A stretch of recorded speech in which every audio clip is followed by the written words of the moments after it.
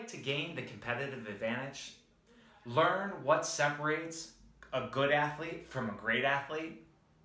If so, you have clicked on the right video. Hi, my name is Jeff Benson. I am the owner of Mind Body Cheer and I'm a sports performance consultant. What I do is help athletes learn how to achieve their maximum potential. But you know what? You clicked on this video to learn how to gain the competitive advantage. Let me answer that question for you. So the answer is mindset. So there are two types of mindsets. The first avoids problems due to fear of failure. They're worried and concerned that if they are to make a mistake, what it says about them. In the second type of mindset, they embrace problems and see them just as an opportunity to learn. If you're like me, you're probably sitting out there thinking, I'm not sure about this. Stay with me. I promise by the end of this video, you'll be convinced that mindset is what it's going to take to reach your goals. So the reality is that most of us switch back and forth between these two types of mindsets. So the first mindset I referenced earlier is a fixed mindset. They believe that their intelligence and talent is actually what's responsible for their success. Whereas the second type of mindset, a growth mindset, they believe that their abilities can be developed through practice. To make this make more tangible sense, let me ask you a couple questions and just go ahead and score yourself silently. If you were to try and learn a skill and it's taken you months to learn it and you feel like you've not made any progress, how many out there would get frustrated? If you would get frustrated by that month-long learning process or months of not gaining skills, go ahead and give yourself a point. Now, if you were in stunt choreography and you saw another stunt group on your team be able to learn the stunt faster than your stunt group, and you would be really frustrated by that, go ahead and give yourself another point. Now, this third example could be something that you've experienced or not, but imagine you worked super hard in that month off season that we have in all-star cheerleading to try and move up from one level to the next. And let's say you have a great tryout, but your coaches decide that you still need to spend one more year on your previous level team.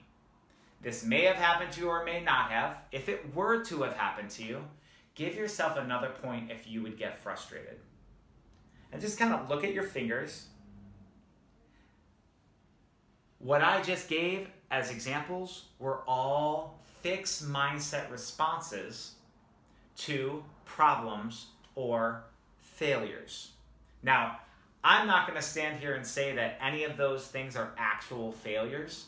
But inside of a fixed mindset brain, those are catastrophic.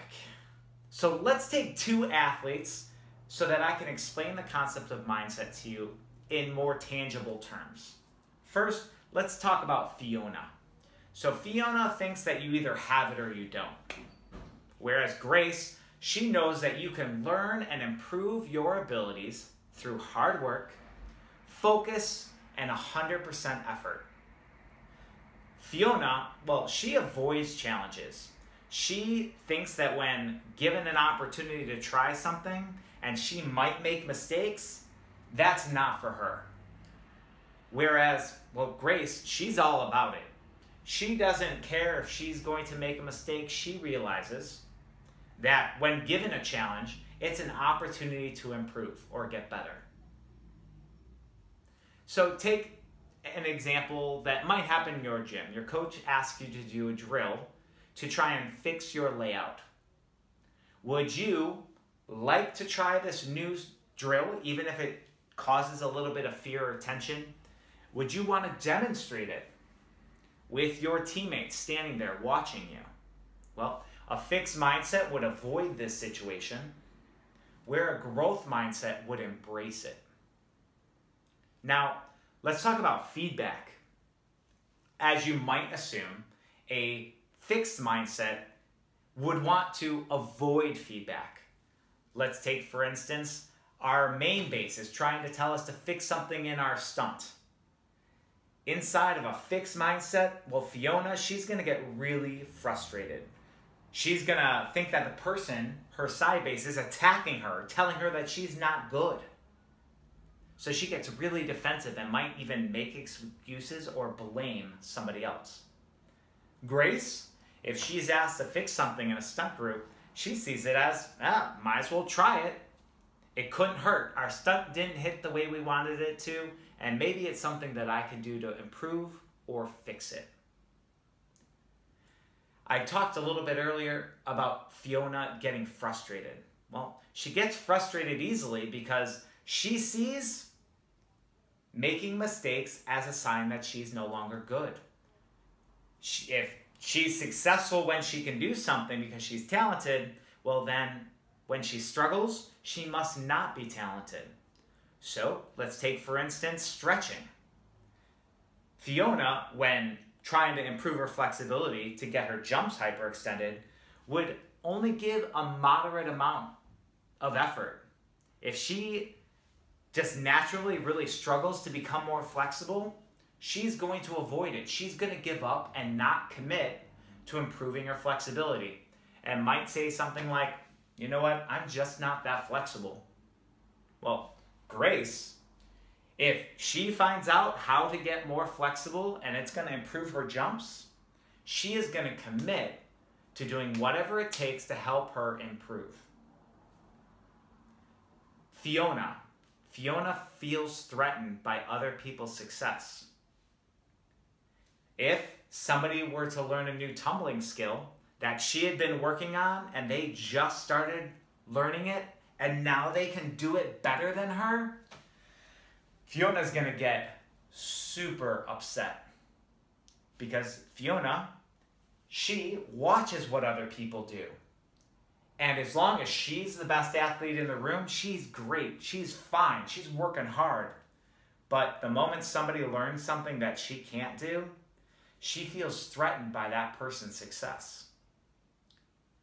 Grace, she's the encourager. She's the one who wants to celebrate when people learn new skills.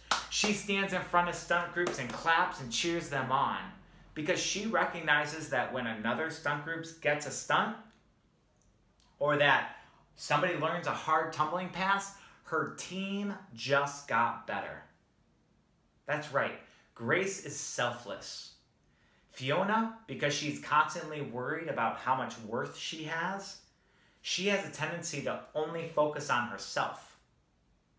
Now, let's talk about how to change your mindset.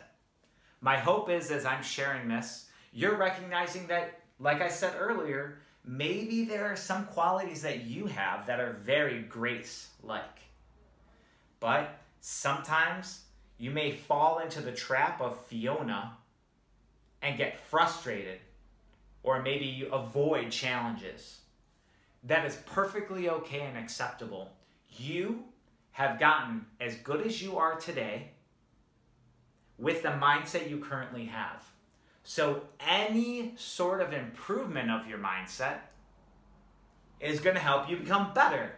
You are already gaining the competitive advantage. Now, let's talk a little bit about how our brain can change and grow. I want everybody to go ahead and clap your hands like you would before you do a jump sequence. So when I clap my hands, the thumb closer to my chest is my right thumb. Did you know that if you polled your team, probably half of them clap with their left thumb closer to their chest? Go ahead, try it. It's crazy, right? People feel that clapping with that other thumb closer to their chest is normal. How does it feel to clap with that other thumb closer to your chest? It's awkward, right? It's really uncomfortable. what you are experiencing right now is a habit.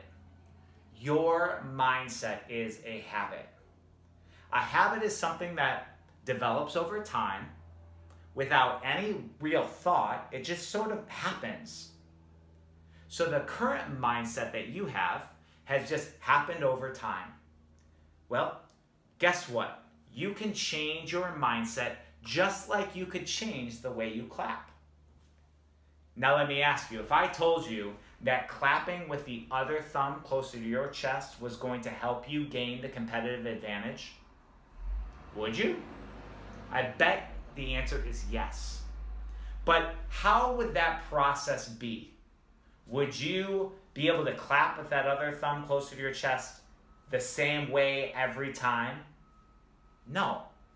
When you're standing there getting ready for jumps and you go to clap, wouldn't the first couple times you make a mistake? How do you think Fiona would respond to that mistake? Would Fiona be happy about it? No. She'd be really upset, right? Really frustrated. Well, how would Grace respond? Well, it's not that big of a deal. I can just go ahead and try it again. So just in that example, Grace recognizes if I just go ahead and try it again, eventually this new way of clapping is going to be okay. It's going to become a new habit. I'm going to be able to be comfortable with it. And I won't always have to think as hard as I am right now. You could probably imagine that Grace would encourage somebody like Fiona. It's okay, try it again. You can change your brain. And Grace would be right. Athletes, I encourage you to go out there and try and change your mindset. Recognize when you fall in line with Fiona and you're getting frustrated easily.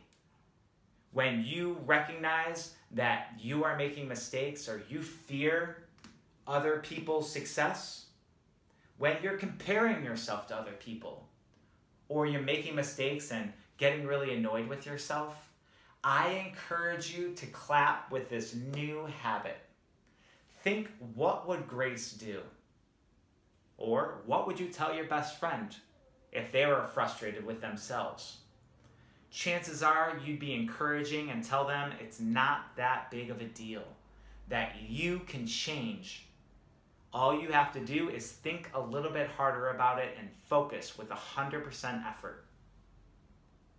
I hope you found this video helpful and that you are encouraged to change your mindset. Because if you do, you will gain the competitive advantage.